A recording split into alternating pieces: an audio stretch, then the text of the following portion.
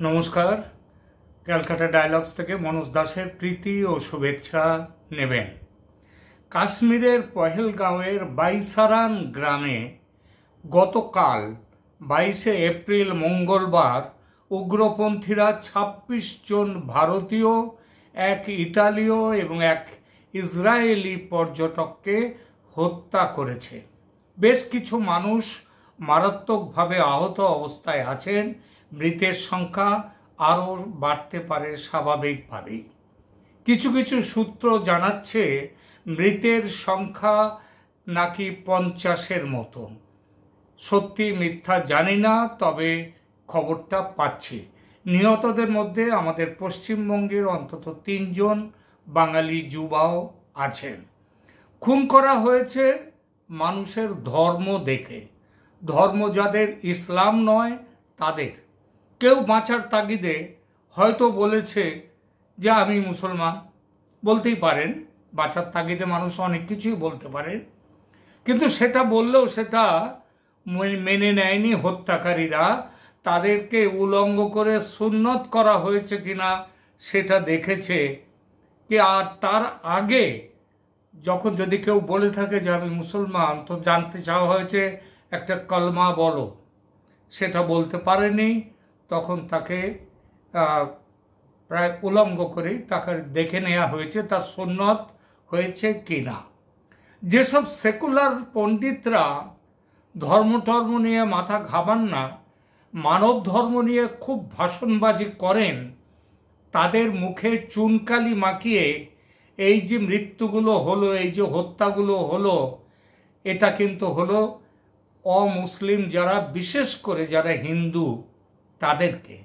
মুসলিম হত্যাকারীরা হত্যা করেছে হিন্দু সহ অন্য 2-1 অমুসলিমকে। এইটাই হলো মুদ্রা কথা। আজ সকাল থেকে দেখছি ভারতের সর্বস্তরের মানুষ প্রচণ্ড উত্তেজিত এই ঘটনা নিয়ে। তারা বদলা নিতে এখনই ঝাঁপিয়ে পড়ার কথাও বলছেন।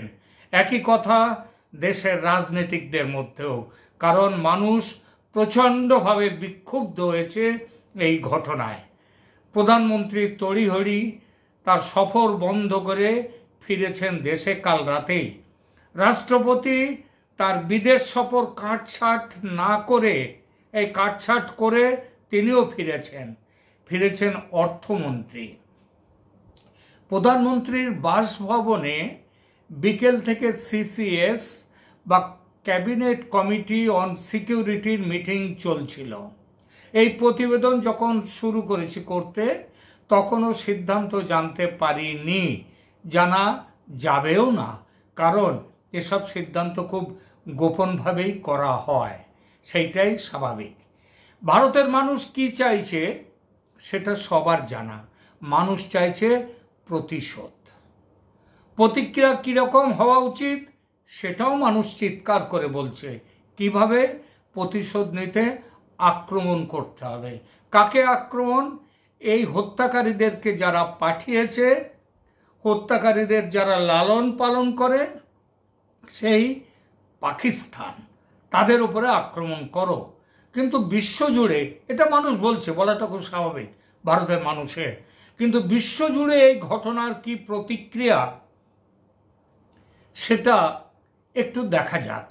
সেটা কিন্তু আমাদের যেসব মিডিয়াগুলো রয়েছে, যেসব মিডিয়াতে সারাদিন ধরে নানা রকমভাবে এই খবর দিচ্ছে, তারা কি তাদের কারোর মধ্যে কিন্তু পেলাম না সারা পৃথিবীর বিভিন্ন দেশে এই ঘটনার কি প্রতিক্রিয়া হয়েছে, সেটা কিন্তু কোথাও দেখতে পেলাম না। অথচ এটা জানার স্বাভাবিক একটা আগ্রহ শ্রোতা দর্শকদের মধ্যে থাকা উচিত, কারণ সেটাই স্বাভাবিক যে বিশ্ব কিভাবে দেখছে এই ঘটনাকে।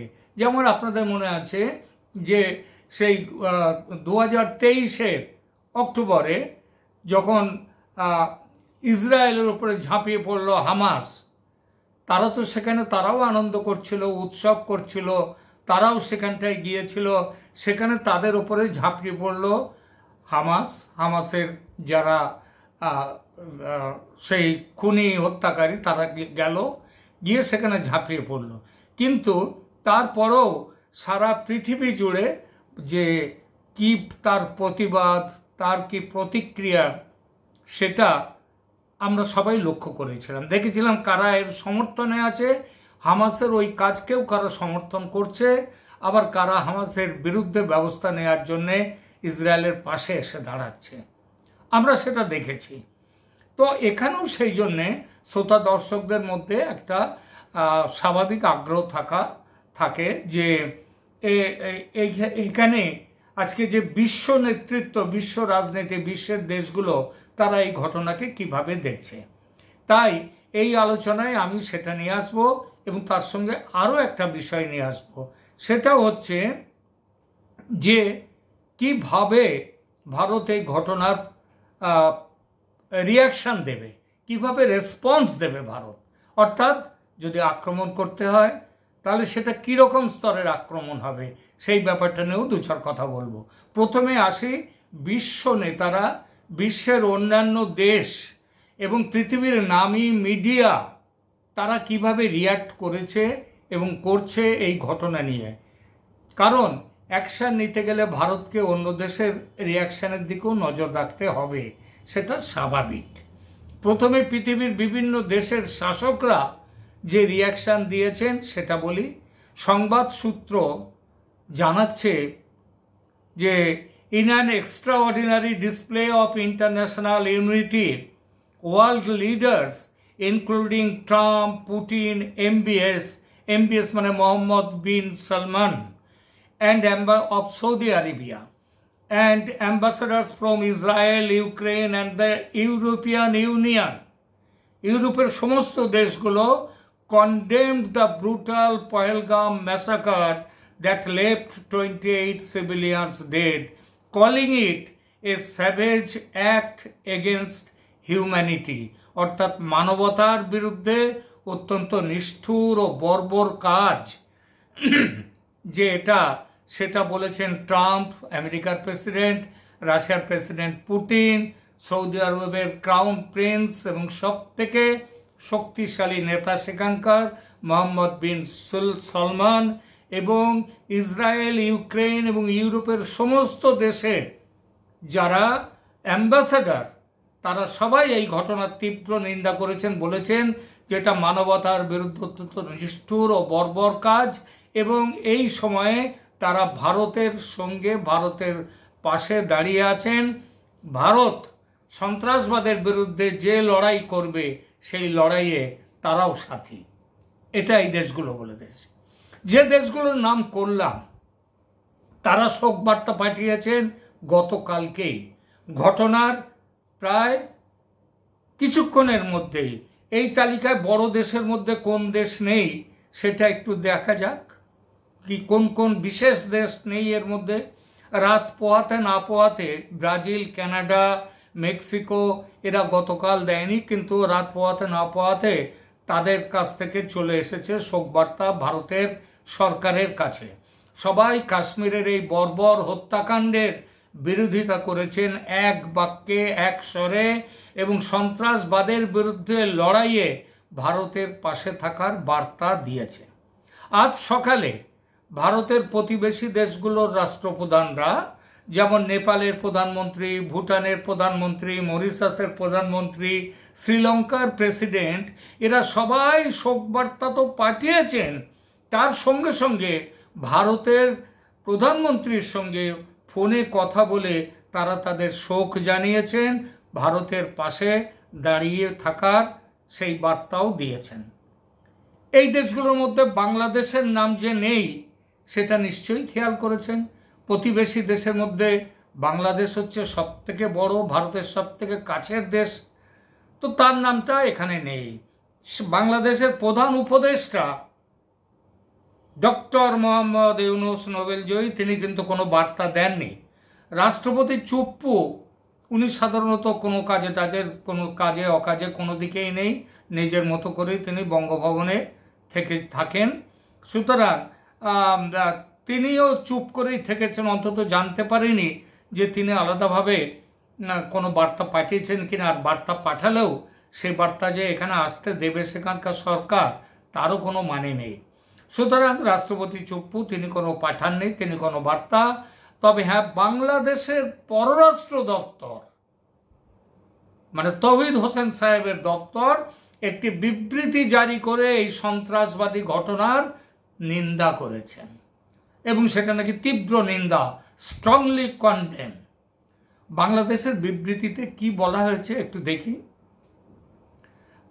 Bangladesh reiterates its unwavering commitment to the global fight against terrorism.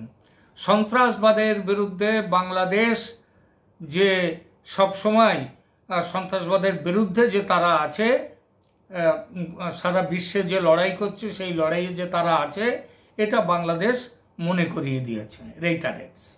অবশ্য মৃত ব্যক্তিদের পরিবারের প্রতি সমর্থন জানিয়েছেন বাংলাদেশ। কিন্তু তফাৎটা লক্ষ্য করেছেন? তফাৎটা একটু লক্ষ্য করুন। ভারতকে বার্তা না পাঠিয়ে, ভারতের প্রধানমন্ত্রীর কাছে কোনো শোক বার্তা না পাঠিয়ে বাংলাদেশ করল কি? বাংলাদেশ একটা বিবৃতি শুধু জারি করলো তাদের ওখানে। আবার সন্ত্রাসবাদের বিরুদ্ধে তারা লড়াই করবে, তারা যে লড়াই করবে এটা কিন্তু বললো না। তারা বলল সারা বিশ্ব যে সন্ত্রাসবাদের বিরুদ্ধে লড়ছে তার সাথে তারাও আছে। তারা বলল না যে তারাও এখানে ভারতের এই মুহূর্তে, এই সময়ে যে অন্যায়টা হয়েছে, ভারতের পাশে তারাও আছে, এটা বলল না। বলবে কি করে? সন্ত্রাসীদের সঙ্গে গাঁটছাড়া বেঁধেই তো বর্তমানে চলছে ডক্টর মোহাম্মদ ইউনূসের বাংলাদেশ। আচ্ছা, ডক্টর মোহাম্মদ ইউনূস বাংলাদেশে একদম গায়ের উপরের দেশ, যে দেশ, সেই দেশের তিনি প্রধান উপদেষ্টা। তার একটি সময় হলো না এই সম্পর্কে একটি শোকবার্তা পাঠাতে ভারতের প্রধানমন্ত্রীকে? যেখানে ট্রাম্প পাঠিয়েছেন, পুতিন পাঠিয়েছেন, ইউরোপের সমস্ত দেশগুলো পাঠিয়েছে, তিনি সময় পেলেন না। বাংলাদেশকে ধরলে পৃথিবীর 4টি দেশ এরকম অদ্ভুত টাইপের শোকবার্তা পাঠিয়েছে, পৃথিবীর 4টি দেশ। এই দেশগুলো কি কি নামের? এই একটা তো বাংলাদেশ বললামই, আর হচ্ছে আরেকটা চীন, তুরস্ক বা টার্কি এবং পাকিস্তান। এরা কি, এই যে দেশগুলো বললাম, এরা বাংলাদেশের কথা তো আগেই বললাম। আর বাকি 3 দেশ তারা কিরকম ভাবে এই ঘটনায় তাদের শোক জানিয়েছে সেটাও বলি। চীনের কথা বলি প্রথমে। চীনের বিদেশ দপ্তরের মুখপাত্র এক সোশ্যাল মিডিয়া পোস্টে এই ঘটনাকে স্ট্রংলি কন্ডেম করেছেন। অর্থাৎ ভারত সরকারের কাছে কোনো বার্তা পাঠাননি, ভারতের প্রধানমন্ত্রী রাষ্ট্রপতির কাছে কোনো বার্তা নেই। তারা সোশ্যাল মিডিয়াতে একটা পোস্ট করে এই ঘটনার নিন্দা করেছে। কি বলেছে? বলেছে, we resolutely oppose all forms of terrorism, extend our condolences to the victims ইত্যাদি। আমরা খুব গভীরভাবে এই সব ঘটনার, সন্ত্রাসী ঘটনার প্রতিবাদ জানাই এবং যারা ভিকটিম মানে যারা মারা গেছেন তাদের স্মৃতির উদ্দেশ্যে তাদের কন্ডোলেন্স করে শোক জানাই। সন্ত্রাসবাদের বিরুদ্ধে লড়াইয়ের কথা কি এর মধ্যে পেলেন? কিছু কি পেলেন? পাবেন না। কারণ এই সন্ত্রাসবাদীদের টেররিস্ট হিসেবে যখনই ঘোষণা করতে গেছে ভারত, জাতিসংঘে তুলেছে সেই দাবি, তার বিরুদ্ধে ভেটো দিয়েছে, দিয়ে সেই তাদেরকে সন্ত্রাসবাদী ঘোষণা করতে দেয়নি যে দেশটি, তার নাম চীন। পাকিস্তানের সমস্ত সন্ত্রাসবাদীদের তাদের মক্কা হলো চীন। তাদেরকে বাঁচানো, তাদেরকে কিভাবে ব্যবহার করানো, সব। আজকে এই যে ঘটনাটা ঘটেছে পহেলগাঁওয়ে, এই ঘটনার পেছনেও চীনের হাত আছে বলে মনে করছে ভারতের সাউথ ব্লকের কর্তারা। এবং তারা এটাও মনে করছে যে শুধু পশ্চিম সীমান্তে, পাকিস্তান সীমান্তে ঝামেলা করা নয়, চীন ঝামেলা পাকাবে এই সুযোগে বাংলাদেশে। কারণ আমেরিকা বাংলাদেশে এসে বসতে চাইছে, সেটা চীন সহ্য করতে পারছে না। সুতরাং এই সুযোগে ভারতকে এদিকে ব্যস্ত রাখো, রেখে ওদিকে বাংলাদেশে ঢুকে যাও। এমন চীনের এমন একটা প্ল্যান আছে বলেই মনে হচ্ছে। পাকিস্তানের পাশে চীন সবসময় দাঁড়িয়েছে, সেই জন্যেই আজকে মনে হচ্ছে যে এই সমস্ত ব্যাপারটা এইদিকে পাকিস্তানকে ব্যস্ত রেখে এই ভারতকে ব্যস্ত রাখবে পশ্চিম সীমান্ত, আর শিলিগুড়ি করিডোরের দখল নিয়ে 7টা রাজ্যকে কাটার ব্যাপারটা চীন ওখানটায় এগিয়ে যাবে।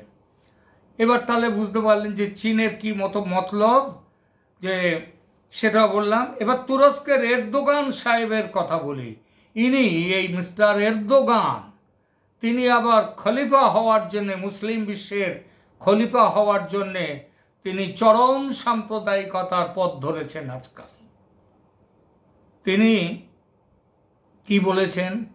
তিনি বলেছেন যে ভারত যে ডার্টি পলিটিক্স করছে এইটা হচ্ছে তার ফল। এই মন্তব্যের ব্যাখ্যা নিষ্প্রয়োজন।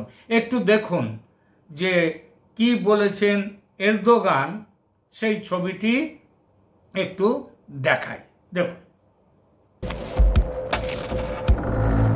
अपने आप बोले ना मुझे। पर थी, क्या बोलते भेलपुरी खारिज से मेरा पति साइड में था, एक इंसान आया उसने उसको गोली मार दी। यहाँ पे उसने बोला कि ये शायद मुस्लिम नहीं है, उसने उसको गोली मार दी। Please ask for help. We don't need. Okay don't worry you okay you need a water sir. मेरे पति का बच्चा लो। हम बचा देगा, कोई बात नहीं भाई। तो प्लीज भगवान के लिए बच्चा लो। दब सिमन यू रीजन क्या है? ठीक है हम बचा देंगे, आप टेंशन मत लो।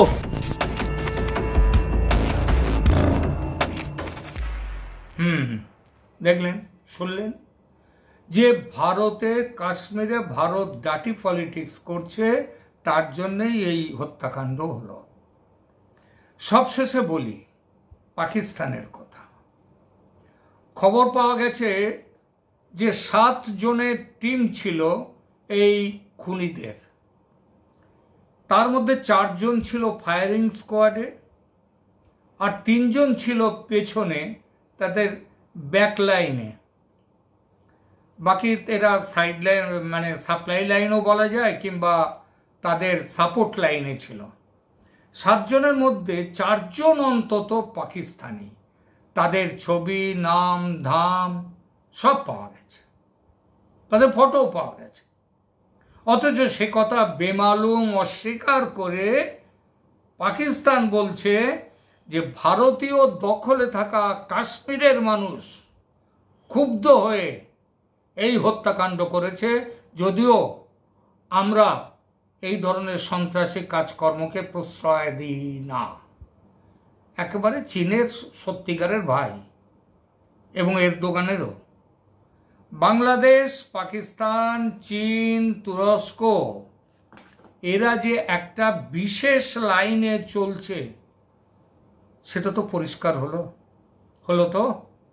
এই দলে আছে কিছু মিডিয়াও, Reuters, new York Times, Al Jazeera, এইসব মিডিয়া হাউস জঙ্গিদের প্রতি সমবেদনা জানাতে যেভাবে বর্ণনা দিয়েছে এই ঘটনার, তাতে বোঝা যায় যে কম করে কিছুটা কম হলেও তাদের সমর্থন রয়েছে জঙ্গিদের দিকেও, যেন জঙ্গিরা এ কাজ করেছে অত্যাচারিত হয়ে, এবং ভারতীয় শাসনের প্রতি অসম্ভব একটা বিদ্বেষ তাদের মধ্যে আছে।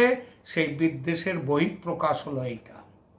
আল জাজিরা বলছে কাশ্মীর শান্ত বলে ভারত সরকারের মিথ্যা প্রচার এবার বোঝা গেল, সেটাই এই ঘটনা।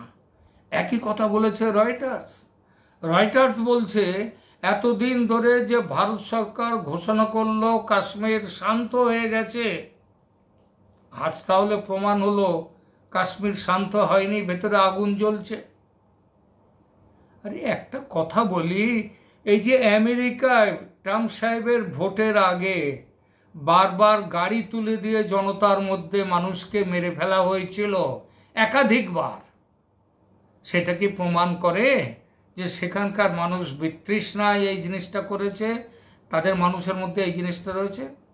সব সময়েই কিছু মানুষ তারা এই ধরনের কাজ করতে করে, কিন্তু সেইটাকে একটা বড় একটা কি বলবো বিশেষণ দিয়ে তাকে সমর্থন করা, এটা হচ্ছে পাপ নয়, এটা শয়তানি। ওই Al Jazeera, Reuters, new York Times, এরা সেই শয়তানিগুলো করছে। এবার আসি দ্বিতীয় বিষয়টিতে, কিভাবে ভারত রিয়াকশন জানাবে। খবর পেলাম এখনই, একটু আগেই খবর পেলাম যে সিসিএস মিটিং সেটা শেষ হয়েছে, ক্যাবিনেট কমিটি অন সিকিউরিটির মিটিং, যেটা নরেন্দ্র মোদীর প্রধানমন্ত্রীর বাসভবনে হচ্ছিল বিকাল থেকে, সেটা শেষ হয়েছে। কিন্তু শেষ হলো, কবে কি করবে, সার্জিক্যাল স্ট্রাইক করবে না যুদ্ধ হবে, কবে করবে, কোথায় করবে, এসবগুলো তো সেই সিসিএস মিটিং পাবলিককে বলার জন্য নয়, আমাদের বলার জন্য নয়। তবে দীর্ঘ সময়ের মিটিং যখন, তখন বেশ কিছু সিদ্ধান্ত গ্রহণ হয়েছে। সেটা আমরা যতটুকু জানতে পারছি তাতে হচ্ছে, প্রথম একটি সিদ্ধান্ত নেওয়া হয়েছে, যেটা ঘোষণাও করা হয়েছে, যে পাকিস্তানিদের জন্য সব রকমের ভারতে আসার যে ভিসা, সেই ভিসা দেয়া বন্ধ হলো, এমনকি মেডিকেল ভিসাও আর দেয়া হবে না। যেসব পাকিস্তানি ভিসা নিয়ে বর্তমানে ভারতে আছেন, তাদের 48 ঘন্টার মধ্যে দেশ ছেড়ে, ভারত ছেড়ে চলে যেতে হবে, এই নির্দেশ দেয়া হয়েছে। দ্বিতীয়, 2, ভারতের প্রতিরক্ষা মন্ত্রী জানিয়েছেন যে সুইফট অ্যাকশন, অতি দ্রুত এবং কার্যকরী ব্যবস্থা নেওয়া হবে এই ভয়ঙ্কর বর্বরতার বিরুদ্ধে। 3 নম্বর, প্রধানমন্ত্রী মোদী বলেছেন উপযুক্ত শাস্তি আমরা দেবই ওই আক্রমণের পিছনে যারা আছে তাদেরও, শুধু আক্রমণ যারা করেছে তাদের নয়, আক্রমণের পেছনে যাদের মাথা আছে, যারা সমস্ত কিছু জুগিয়েছে, তাদেরও শাস্তি দেবেন। এবং সে শাস্তি হবে কি, খুবই লাউড অ্যান্ড ক্লিয়ার। 4, তথ্যবিজ্ঞ মহল বলছে সার্জিক্যাল স্ট্রাইক ছাড়াও পূর্ণ যুদ্ধে এবার নামতে পারে ভারত, কারণ এবারের এই পূর্ণ যুদ্ধে ভারত পাক অকুপায়েড কাশ্মীরকে দখল করা সেটাও করবে এবার। এবং এই প্রসঙ্গে একটা জিনিস বলি, ভারত ইতিমধ্যেই সংযোগ স্থাপন করেছে বালুচিস্তানের সঙ্গে, ভারত ইতিমধ্যেই সংযোগ স্থাপন করেছে আফগানিস্তানের সঙ্গে, এবং এইটাই হচ্ছে, তারাও পাকিস্তানের সাথে নানা রকমভাবে পাকিস্তানের সাথে তারা যুদ্ধ করছে। আর এই সময়ে ভারত, এটাই হচ্ছে সবচেয়ে বড় সময় যখন পাকিস্তানকে পুরোপুরি ঘায়েল করা যাবে, সেইটাই এবার করবে ভারত। এই খবর তথ্যভিজ্ঞ মহল থেকে জানতে পারছে। বড় কিছু যে একটা ঘটতে চলেছে, এবং সেটা যে আদৌ দেরি না করে খুব শিগগির, সেটা কিন্তু স্পষ্ট। এবং এটাও স্পষ্ট হচ্ছে যে শুধু উত্তর কিংবা পশ্চিমাঞ্চলের রণাঙ্গনে নয়, লড়াই এবার হবে, এবার ছড়িয়ে পড়বে পূর্বের রণাঙ্গনেও, বাংলাদেশের অঙ্গনেও, সেটাও জানতে পারা যাচ্ছে। দেখা যাক ভবিষ্যতে কোন পথে কি হয়। এখনকার মতো এখানেই রাখছি, ধন্যবাদ।